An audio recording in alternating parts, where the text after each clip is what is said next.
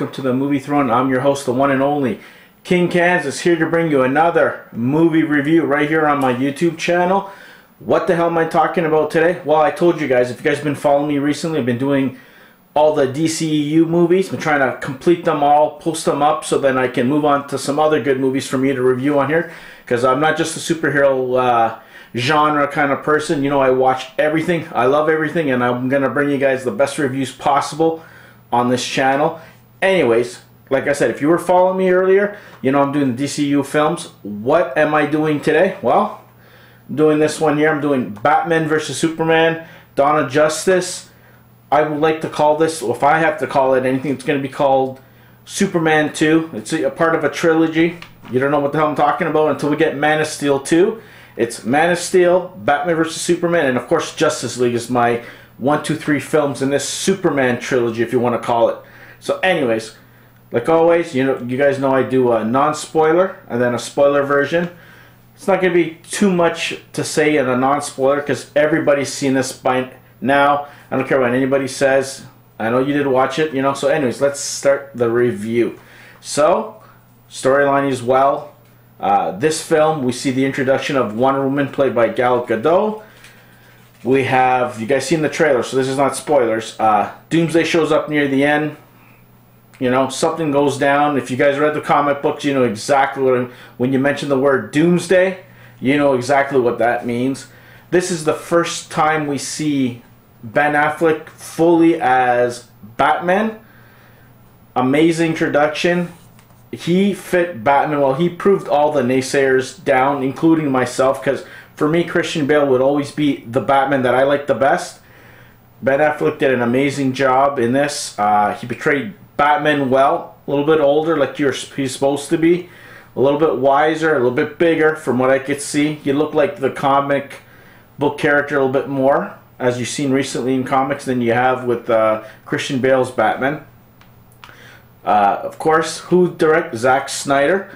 Some of the actors that were involved, I'll tell you guys. Henry Cavill, Superman. You have Amy Adams as Lois. Laurence Fishburne as Perry.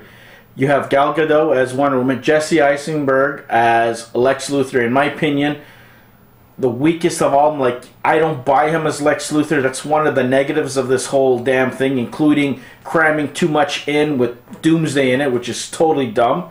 What do you call it? Who else is in this one, guys? Diane, his mother. Jeremy Irons as Alfred. Amazing casting. You can't go wrong when you include that guy. He brings that much more, I guess, finesse to the roles or anything. Like, legit. He legitimizes whatever he's portraying. In this case, he goes well with Ben Affleck's Batman. They kind of like bicker with each other. And I think Holly Hunter, she plays one of the senators, I believe, in this one, if I'm not mistaken. But, of course, the world's not too happy with what went down of the events from the first one. They're trying to recover from it. Things go down. The plot's kind of cool. Storyline overall is pretty decent.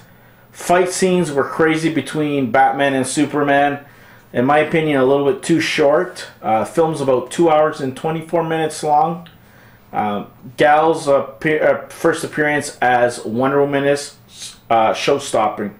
Let's just say that. She shows up and you're like, damn, that's Wonder Woman. That's how I felt the third time watching this. The first time I felt the same way in the theaters and again here. You know, it's phenomenal. Like, it was shot well. Zack Snyder did a good job. A little bit dark, yes. What we were expecting, knowing if you guys expecting Batman to fight Superman the whole entire film, you know that was going to happen. Yes, there's a couple of negative parts here that brings it down. That whole Martha incident, which I'm not going to get into details until I get into spoilers. That was kind of lame, how that transpired and how it went down.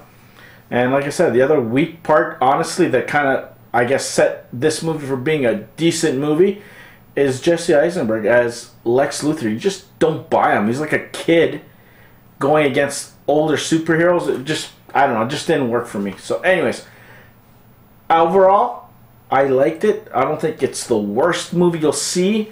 Would I recommend it? yeah, I would tell you to still check it out. Like, you can't go wrong. It's like I said, I have seen worse movies than this one. But Batman vs Superman, check it out for yourselves if you haven't seen it. Grab the Ultimate Edition like I did, because this leads into Justice League. You'll be lost if you don't see this. Well, you'll see how they could have went from here to Justice League and how they screwed that up. That's another mess, which I'm going to tackle next video coming up right here on the channel. So anyways, let's get into spoilers. Spoilers, going to highlight a couple of my key factors that everybody's making us think about. Beginning, we got that Batman Pearl scene with Martha, you know, his mother dropping the pearls and shit, which that name, that's the shittiest part of it all. Martha, you have Batman fighting Superman, he's putting all that effort to take him down, and in the middle of the fight, as he's about to spear him with the kryptonite spear, he mentions save Martha, and that kind of like threw everybody. That was lame. That's, I don't know how the hell you make him stop like that.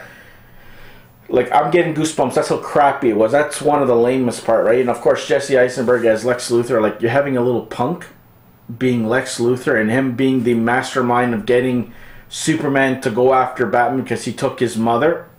Bullshit. Pretty much, guys. Was done well. Gal Gadot, that was amazing. She stole the show. Like, she shows up in this damn thing and you're like, damn, that's Wonder Woman. This is her little, like, even if she was in the movie for about 10-15 minutes, gave you that little excitement, so you tuned into Wonder Woman, you were all excited to go see it. She did an amazing, she pulled off a miracle in my opinion. One of the best parts of a Batman versus Superman. What sucked, yeah, you're not going to have Superman. Everybody knows that there's no way you're going to have Batman versus Superman for the whole entire film and whatever. You know, in my opinion, this should have been called Man of Steel 2, The Batman, because you're introducing Ben Affleck as Batman. Ben Affleck did a damn good job. He turned me around because I wasn't too thrilled that they casted him as Batman, because I remember as Daredevil from years back, right? I go, he's Matt Murdock more than he is Batman, but he beefed up, bulked up. Jeremy Irons casted as Alfred. Amazing casting to go with his version of Batman, Ben Affleck's. Gal Gadot, amazing. Like I said, Jesse Eisenberg's crap. The fights between Superman and Batman were amazing. Just, sorry, a negative spot overall on the movie. Like, you're kind of like, the hell, Martha? And you stop. It was just so lame. It became the butt of jokes of everything. Memes all over the place. Martha, you know, kind of, it's bad enough to share the same mother and thing. The amazing part is, I think in this movie you will see the best Batman fight scene himself when he goes into the warehouse to rescue Superman's mom from getting torched with the timer there. The way he lays into those villains or those morons, phenomenal. Like, that was Batman to the max. Like, you wanted to see Batman kick ass, you got it in this film. Ending's kind of shit.